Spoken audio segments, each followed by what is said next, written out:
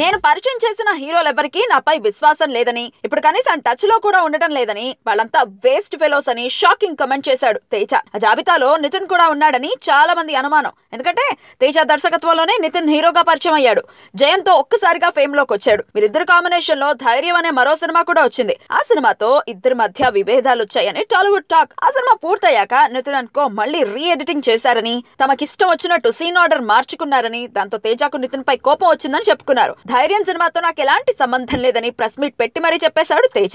ఆ cinema flop తర్వాత ఇద్దరి మధ్య దూరం మరింత పెరిగిపోయింది. అప్పటి నుంచి తేజకి నితిన్ టచ్ లో లేడట. తేజ కమెంట్లపై మీ స్పందన ఏంటని నితిన్ అడిగితే, తేజ ఏ ఉద్దేశంతో ఆ కమెంట్లు చేశారో నాకు తెలియదని లైట్ తీసుకున్నాడు. తేజతో అంతగా టచ్ లో లేనని, అందుకే తాను ఆ విషయాల్ని పట్టించుకోనని చెప్తున్నాడు నితిన్. తేజ మంచి కథతో వస్తే ఒప్పుకోవడానికి తనకి ఎలాంటి అభ్యంతరం లేదని, తానెప్పుడూ సిద్ధంగానే ఉంటానని సెలవిచ్చాడు నితిన్.